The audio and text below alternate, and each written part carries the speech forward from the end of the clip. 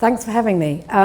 It's really good to be part of your morning, and it's actually the first time that I've been in front of this many people in the creative community in Portland, so I'm really thankful for you to having me here. So today's been on my mind for some time. It should be, you should prepare properly, but really I feel quite lucky to be part of a big international community where I get to go to conferences and meetups and hear people talk about radical ideas and their work and how they do it. And usually it's around, a project they've done or a thematic. But this time it's different. This time you guys have given me the subject that is both universal and personal. And it's one I found really difficult to talk about, so that's kind of why I've been sitting here worrying about it. I thought I'd start with the definition because that helps me to sort of go back to what it's about. And we have researchers like Brené Brown surfacing the value of empathy in our society, and I'm sure that many of you are very conscious and intentional about it in your work. And there's a really beautiful RSA animation of her talk that really is worth 3 minutes of your life. We know that being empathetic means you're present and engaged, and it fuels connection with people, and it just makes things better. But what does that really mean for a design studio or a creative practice? For Second Story, empathy is a fundamental part of our business. It's our creative process and our output, and it's what our clients rely on us to achieve with our work. So we're a network of design studios. I'm proud that we were founded in Portland 20 years ago, and we focus on responsive environments and story-driven experiences. Our projects strive to educate, immerse, and activate across the cultural and brand space, and that's important, actually, to really differentiate those two, because they give us different kinds of muscles in our design practice. But for every project, no matter who it's for, we start with why are we doing it, and we start with why the project has to exist.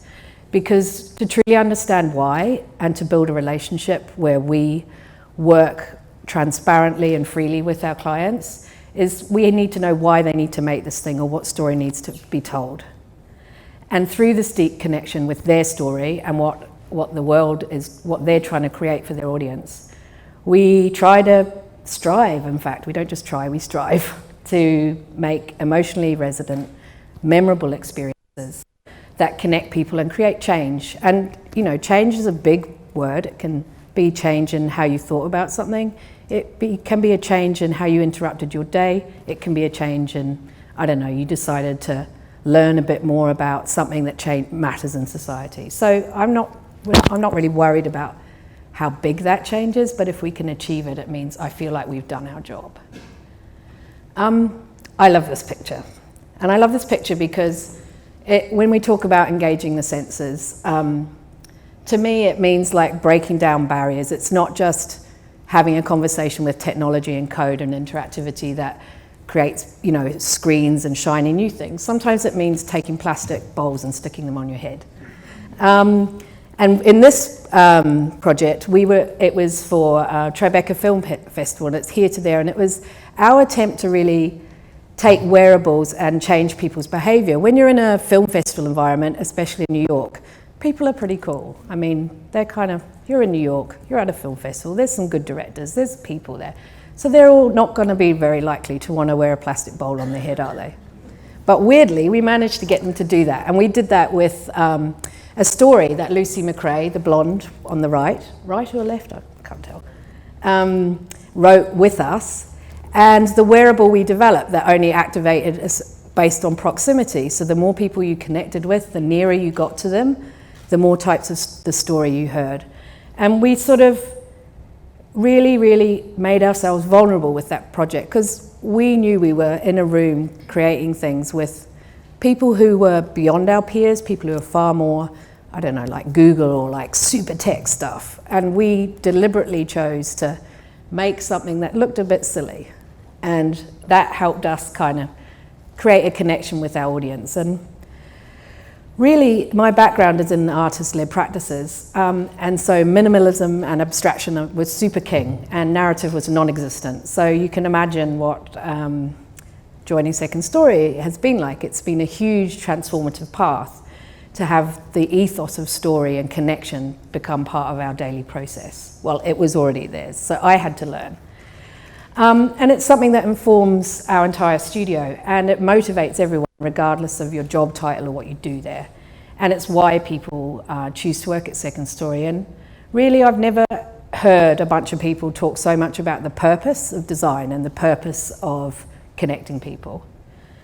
So what we strive for is to open up experience and for people to engage and respond in a way that suits them, so that to be non-didactic and so that the narrative becomes their own. So this is the thrill, is that we get to do this with any material we can. And you know, we are very intentional about how we can break boundaries and barriers down for people to create an emotional shift that makes them more empathetic. So I guess we describe this as responsive environments, because really a responsive environment can be a world that you hold in your hand on your phone, or it can be an entire public street or public square, or it can be an installation you've done in a museum. And we do this with a really keen eye on technology, not for technology's sake, but so that we can choose a device to make something change and evolve according to you and your reaction, that isn't just dictated by proximity or a screen. And we need to do that because we do work that stands in places for a really long time. So we need stuff that is generative or grows or changes over time. And we need to learn from how people behave with it. So I just sort of wanted to really set that up, because what we have to do is we have to set the stage for empathy. You know, we're very lucky. We get to work with organisations such as the National Centre for Civil and Human Rights, Angel Island Immigration Station, the Foundation for National Archives, Civil Rights Museum, SF MoMA, and the High Museum in Atlanta. So we have a duty when we work with these kind of organisations to tell the story that the curator and the institution want to tell, and to unpack that for the widest range of people possible. And often that can be very dense, problematic subject material. Problematic in that it's difficult, but that the story needs to be told. And our role is to kind of remain as objective as we can, and really with the goal of connecting people. But to do that, we have to transform people's emotional states. Often they're, you know, when you're dealing with human rights and civil rights, there's shame and there's fear and there's ignorance, there's discomfort. Maybe you just don't really want to know that stuff. Or, you know, maybe you don't even care. Or like with the record, you know, with archives, you imagine like these big, dense, packed stacks and stacks of paper, you're like a load of written down rules, I don't even care. And our job is to shift people's emotions to engagement, to acknowledgement, to be opened and to understand, and to have a connection with what they're doing. So I wanted to share with you a little bit what we did with the National Centre for Civil and Human Rights, and it's really simple. It's called Who Like Me, and we used mirrors, and a lot of you will have seen numerous interactive mirrors over your observation of the digital design world. But for me, why I wanted to share this with you was because by making a one-to-one connection with a singular story, then you can actually choose, you know, a single word, a single way to access this kind of really global subject. So you can get to know a Saudi Arabian woman who's talking to you about her experience of sexual harassment, or a Labour leader from Liberia who was once sentenced to death. And then you hear about their obstacles faced by, you know, lesbians in Nicaragua, but you don't hear that as a broad subject matter.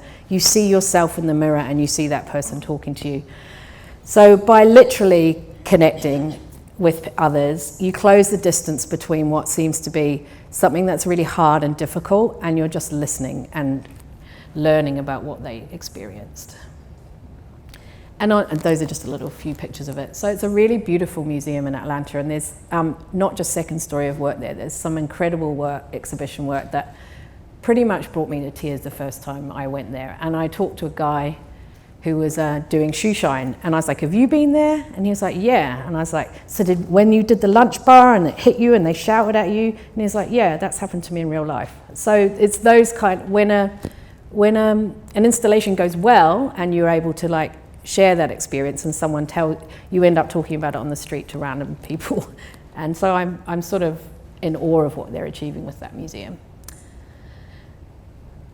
So at the other end of the spectrum, we are very fortunate that we often get to work with groups of stakeholders who have a dream, that they have this big story to tell about a historically important thing, but they don't really know how to do it. They know they want to make an exhibition, they know they want to talk about, you know, how people went through their history. And in the case of Angel Island, it was about an immigration station where people who were immigrating to San Francisco were actually detained in their thousands between 1910 and 1940. And unlike Ellis Island, where people were welcomed and it's like, hooray, come to America, the land of the immigrant, there they were put into detention with unknown outcomes, and sometimes for months or years at a time, for no reason other than maybe they had a cough.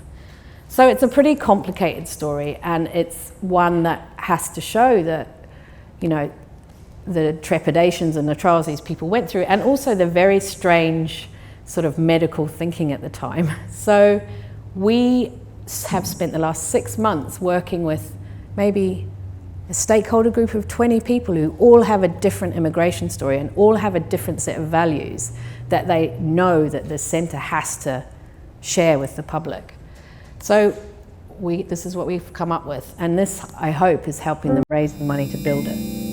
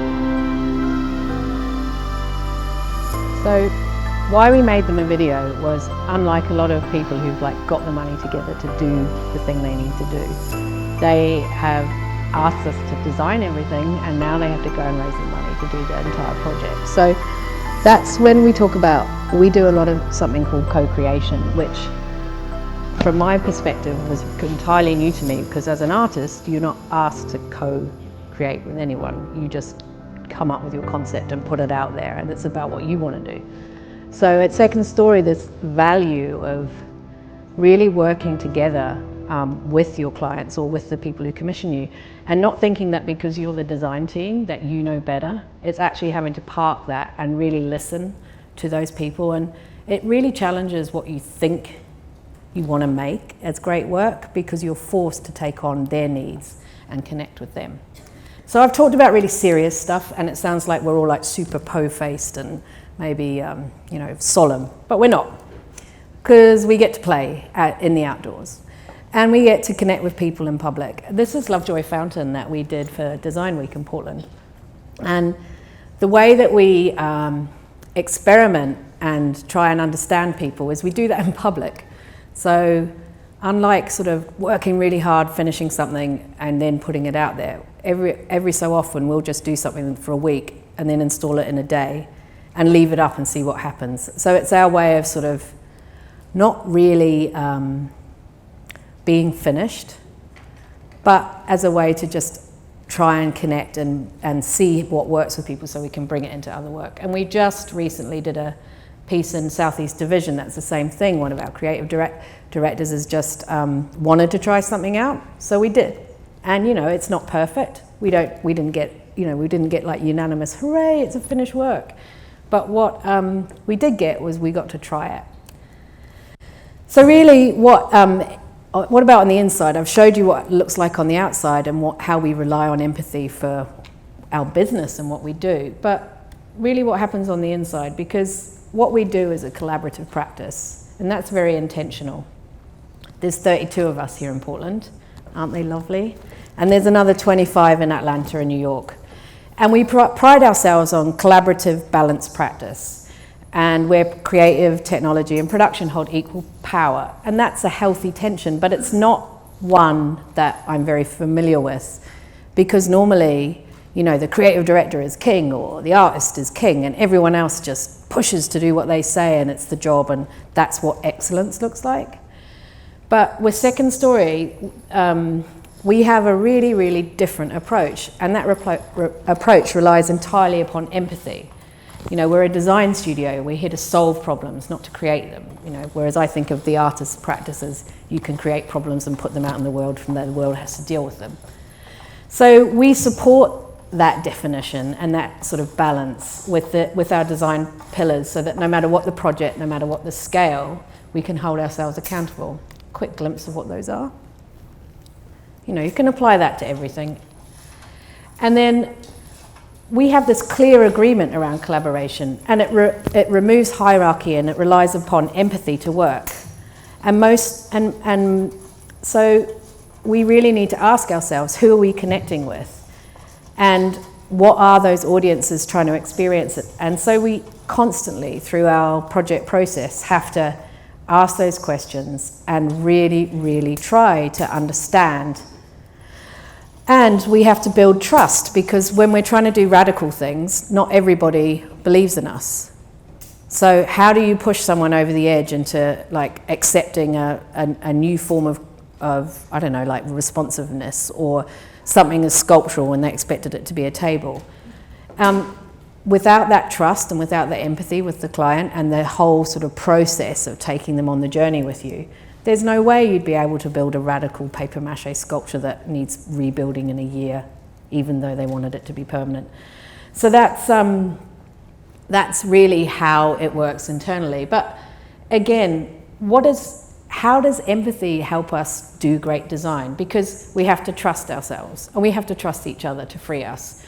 Because my role is to make sure we get, great design and a great experience at all cost, and excellence. But how do we measure and balance that? And how do we take into consideration everybody's hard work? So we're trusting each other, everyone's working really hard. But what does that really mean? Because if you've worked really hard on something, maybe it isn't working. Maybe it's not that good, and nobody wants to say it. So we need to push ourselves forward in this non-hierarchical nature. You rely upon these reviews and these conversations where you have to say sometimes difficult things, but you don't want to, because you don't want to hurt anyone's feelings. So in preparation for talking to you all, I thought I can't just think about what we do at Second Story, and I asked my friends in Portland who are in the creative industries, and the resounding answer was to just check your ego at the door. And you might be the architect, you might be the designer, you might know better, or you think you know better. My friend, a landscape architect, when I was asking her, she graduated from PNCA in a really nice master's in applied craft. So she knows her stuff, and she's very rigorous. But when she deals with people's gardens and like big landscape projects, and they want to hold on to some, camellia bush right in the middle that's going to look terrible, she has to suck it up and make a design that works like that. And I thought her reply really sort of helped me. It's like, you have to openly accept the people who are asking you to do stuff. You have to openly accept the input and learn, find the heart of their story in order to make good design. So how do we push ourselves through those sort of limits of politeness? So I was discussing this with Chris DeWan, who's our design director, and he highlighted vulnerability to me, because again, this whole thing of being empathetic and talking about everything and checking it, it's very foreign to me culturally. So you guys are all like super nice in Portland. You're all really polite, and you wait for the car to go, and then you get stuck at the crossroads, all that stuff. So you're all used to being empathetic and really nice, whereas I'm in London, I'm used to having to shout my way in to get anywhere, like walk across the street in front of traffic, just get your shit done really fast. So for me, the learning of not just Second Story's design ethos and purpose, but also coming to America and being part of Portland is like, culturally, that shift has been radical. So vulnerability has been really something that we've had to think about. Because to be human is to be vulnerable. But we also have to be vulnerable at work. And I think a lot of us feel that the need for our armor, we arm ourselves with our skills, we arm ourselves with our knowledge and our concepts and our drive. But we have to take it off. We have to take it off if we're going to work in a collaborative design practice. When you're vulnerable, you're open. You're open to new ways of thinking, to different perspectives, to challenges, and to precedents for failure and mistakes. You're open to hear someone else's idea. Whereas if you've got your armor on, you're just like, oh, this is my job to sign this off. You're not going to be able to hear someone else putting in a really good idea or a completely lateral way to change something that you hadn't thought of. It makes you flexible. It makes you responsive. And the creative process, it isn't. You can have a schedule and your producer can tell you you've got to get shit done. But sometimes the ideas don't come, or sometimes it just doesn't feel right. Or you have a bunch of people come in and test something and they didn't behave in the way you predicted. So you've got to be flexible and you've got to be agile. But it just makes you uncomfortable. It feels horrible lying awake at night, wondering if your idea is going to get torn down, or wondering if your client's even going to sign it off. So, and then you have to work with this bunch of people you don't know, and you have to open yourself up and try not to be super attached to the one way you thought it was going to go, especially when it's in a professional setting. Nobody wants to be visibly upset because somebody didn't respond to this piece of work properly, or how you thought it was properly. So how can we use empathy to kind of push past that and make collaboration really, not easy, but just, you have to normalize discomfort. You have to detach. You have to detach from your own ego and emotions to be able to just really listen and to welcome the challenge of somebody with fresh eyes or fresh ears coming in and saying something else. And you have to set up the structures that allow for that. And that takes time and talk, and it may be counterintuitive to how you thought your practice could be. But I just wanted to sort of share how we do it, because I've learned so much by that deliberate choice to have an empathetic, collaborative studio. And it's really not easy because, hey, guess what? Honest, engaged feedback is not that easy to come up with, because, you want to say something and it's hard to say because that person has put in loads of hours. You might just say, I really feel like that pause there is in the wrong place. And that they're going to hold that. So we all, in the group, you all have to just kind of, you know, maybe make a mantra at the beginning that says, you know, what we say in here is about achieving great work. It's not about saying that you didn't do your job properly. You know, and we have to be able to push people to go a bit further than they want to, than they're comfortable to. So we have to empathize with each other because, you know, we have to acknowledge that it's messy and it's difficult to get great work done. We have to acknowledge that sometimes it's confusing to hear what sounds like is negative, but actually it's just another step and another path in creating a great project. We've all been kind of really loving big time on Ed Catmull's book at the moment. And this little quote is nice because, you know, we go through all this stuff together in a studio. And I don't know what kind of relationships you have with your colleagues, but when you think about it, you spend probably more time with them than your family. So being able to connect and really examine the structures of your creative practice and maybe change them, maybe try something different. But most of all, you have to move on with the feedback, take it on and do something about it. Don't just ignore it. And that's pretty much what I wanted to share with you about empathy, because I've learned so much from being here. And it was really a surprise when I got this topic, that how much I had to look to that kind of intentionality of what it means to be in a collaborative design practice. So thanks for letting me share that with you, and I hope it sort of sparks some thoughts on how you create and what you do in your daily practice. Thanks for having me.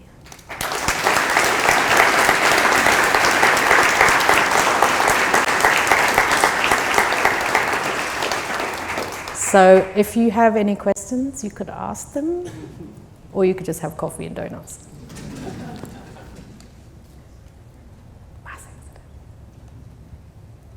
Wonderful. This is the tumbleweed bit. You all need to empathize with me now. Yes? Can you speak a little bit about keeping and building community and conversation going along when you're in a gallery space, heavy with technology? Think about the opening of Experience Music Project a number of years back when you were carrying hard drives over your shoulder and everybody was walking around in headsets, and the thing that struck me on the opening day was technology is interesting, but the dialogue between museum guests no longer exists. Okay, I'm going to recap your question because they've asked me to do that. So can you talk a bit about the experience of how technology is interesting, but it's changed the dialogue of museum visitors? Okay, so we talk about that a lot actually with SF MoMA at the moment, because they're like, you have to not make something that's disruptive or spectacular. It needs to sit within the context of, in their case, all their art. And also in the context of a lot of people come to museums and maybe they just want to chill out. Maybe they don't want to talk too heavy. So we're very conscious of not trying to make too much equipment or too many sort of blocks in a path. In that project, we're trying to make everything as ephemeral and light as possible, and also comfortable, so that because we know that some people are super engaged and want to do, and other people are very passive and they just want to look. So making responsive works that allow for those different levels of engagement, I believe, try and solve that and try and give space. And to be honest, including seating, it sounds really dumb, but it's really important. Like giving people comfort to be able to just reflect a little bit and sit down and have a chat about what they've just experienced. So it's something we think about a lot, and I honestly think that pace and space, not stacking it all up and making it really intense, are some of the steps that we try and take to address that. And because if people aren't talking to each other, then it all just goes in your head and stays as a singular experience. I hope that answers it. Yes. Often when I think of community, or whether they know each other or they're having the experience when you're designing it, I think they don't realize how much they have in common. And what is one of the techniques that you use to try and help people realize how much they are interconnected, how closely they are closer to home than it was. Okay, so what are the techniques that we use to try and help people understand that they're connected to a story or a subject? I think oftentimes our experienced designers spend months and months, and content people spend months going through the information that we have to unpack and trying to pick out things that are relatable or traceable. So often that can be like we'll choose a singular person's story that exemplifies aspects of the subject that you can be like, oh yeah, that's just like my grandma. Or like with Angel Island, a lot of the immigration stories, because a lot of people are first or second generation immigrants, you can easily go, yeah, that my uncle was one of those people that got detained. And so you try and make it as relatable as possible through image and through sound. And we try and also use the body a lot. So rather than like, this, it might be that you use your elbow or you have to like move quite a lot. And what that does is by shifting your body, it opens your senses up to understanding something a bit differently. So it's trying to create a break in your normal behavior that almost cleanses your palate and makes you more open to thinking and listening and drawing connections. Yes? You touched on this a little bit in your last comment, but I'm wondering if you could shed some light on your research and discovery process, because obviously the more you know about your audience or your subject or both, the more deeply you can empathize with them. Yeah. Have you kind of come up with some basic principles? Can we share a bit more about our research and discovery process? So I'm pretty sure that what we do isn't unique and that tons of people do it, and IDEO's paper on empathy and design really covers it. It's like we throw ourselves in as deep as we can go. We always go to the place. We always spend time with all the documents, reading everything, and then we do share outs so that the person who's really good at diving deep, and got a very good research brain, will sort of suck all of that up and share it with those of us who aren't so good at understanding really super dense written stuff. So in a way, in translating that into the studio, something becomes a bit more colloquial and you start to attach to stories. The other way we do it is we have a thing called Get Real Fast. So our lab is a very important part of what we do. And so we prototype stuff really quickly. So if we're thinking about a technique or an interactivity that we want, like a behavior we want people to do, we'll mock it up first before we get too deep into the information. So that then you're trying to work out if, then you just overlay some of the research and it's like, I didn't understand that.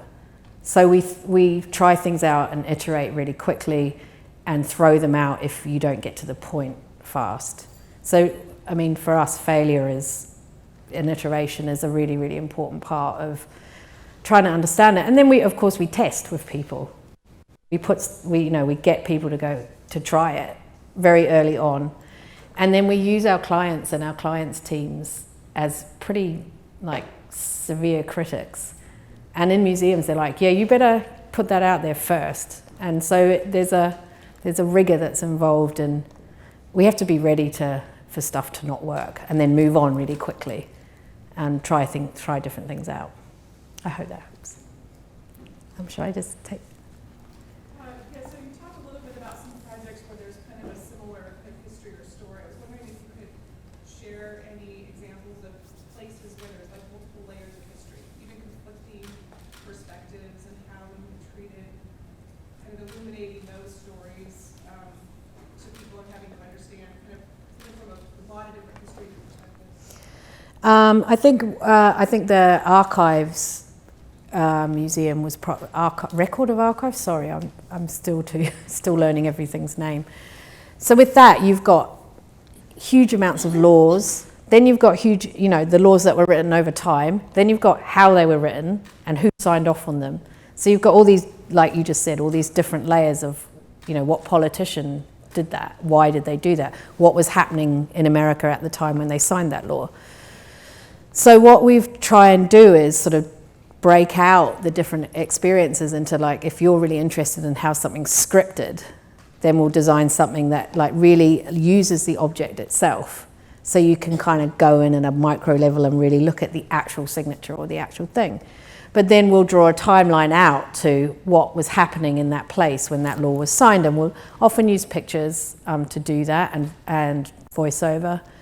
We'll often use ways that kind of allow you to control a timeline, because sometimes it has to be said with history, you do need timeline, because otherwise you kind of lose your perspective on where you are. So we've come up with a lot of ways to try and shift you through time, but also shift you across subjects. If you call something out really quickly, like in the archives, you think, oh, that's super dense. So maybe you just want to write women's rights, and it will curate a whole sort of set of information for you, so it doesn't become so overwhelming.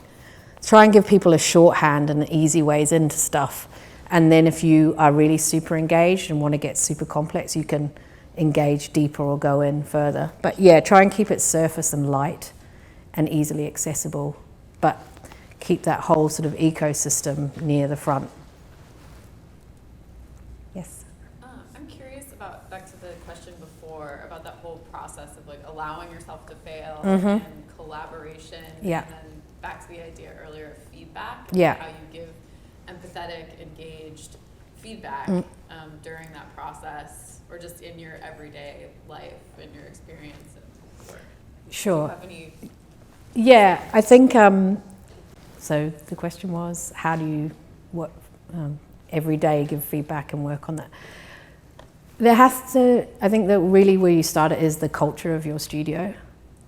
If you have a studio that is like the creative director is king and what they say goes, then it's kind of hard for you to break that paradigm. So if you have a conversation about how do we get to better work and what's my role as a junior designer in that, then you kind of need to be able to say, yeah, I'm going to have an opinion on work. And so establishing and understanding the culture and breaking that open, I would say, is the very first step. Because one of the things that when I first joined Second Story, everyone was really super clear to me about the culture of the studio. So I had to evolve and adapt. So what I would say is, you know, everyone needs to be willing to have someone walk past your monitor or what you're working on and comment. Just as you go past, say something, engage, make it casual. Because otherwise, if you save everything up to this like single meeting, it's all just going to be like, oh, I can't, you know, it's too much to say. Whereas if you've got a constant dialogue and you're prepared to take a comment from anybody, it keeps you ready and open to talk about your work, because the tech developer was like, oh, that all looks a bit close together, or I hate that font, or, you know, so if you have a culture where that kind of conversation is normal, then it becomes less pressure on the like review or the, you know, work in progress meetings. And then you want to make sure that you're inviting good people to those meetings and not just like the top brass. And maybe even at the beginning of the meeting, just remind each other why you're there, because that helps. Because otherwise you fall into really default behaviors, and it can just become like, yeah, it's pretty good. Yeah, move it over a bit. So, thank you. Yes? For the Angel Island project, can you talk about how you're going to move beyond just bilingual labels? You're going to have to deal with so many different languages. Yeah, we are using the body a lot, and we're using audio a lot. We have, a lot of it is going to be in English, and we're not going to have too much text, just because we want to use visual means and physical means to kind of understand what kind of, because I mean, in the hospital, they went through like some pretty big medical procedures, and it's very strange behaviors, and it was very segregated. So there's a lot about the space of the building itself that imbues the experiences that people had there. So yeah, I think it becomes more physical and more visual, and very little writing and labeling. But then the website will have a lot more dense material that people want to dive in, and we're trying to get it to be that people can continue to submit their stories, because there isn't a finite, like the history of Angel Island is not complete. There's and a lot about the foundation is they want people now to keep telling their stories and tracing it back to how their relatives came through Angel Island. So it's going to be a continual growing piece of work. But yeah, I feel really, we feel pretty lucky to be able to work in that environment, you know, where something's so upfront, and we'll to be able to see the project through as they fundraise it and then build it. So it will evolve. And their board is incredibly vocal. So there's a lot of people asking really hard questions all the time that we try to address. Got time for one more, or we can all just drink coffee and chat. So you did a really great job of highlighting how we can engage people. You can use technology or different platforms to engage people, to really have them make this their own story. But I also think about where we're headed with technology, things like Crystal, which is an email program that actually will mimic empathy. So it'll learn from your other contacts and basically will change what you write to make it. Oh, wow. Empathetic. And so I was just wondering, it's this interesting paradigm then with technology, and I was just wondering about your thoughts about how we can keep things authentic and active. Yeah. So how can we still use technology and keep it authentic and active? A lot of part of me is like, it's almost, I don't like to replace the in-person experience. So I think we'll really strive to continue to create work where people have to look up. You know, that whole thing of everyone's just looking down at their phone now. So I think if you always include the body in your thinking and your design and your concepting, then you're trying to think about how people move and experience and touch. And if you try and think about all the senses, then I think it gives you a nice balance from perhaps what we're talking about, you know, what you can achieve in VR or what you can achieve here. It's like you can achieve all of these myriad of things, but if you don't stretch or move or touch or speak or get proximity or smell, then those experiences become simply cerebral, and I don't think that gives a lasting memory or a lasting experience for anyone. Thank you.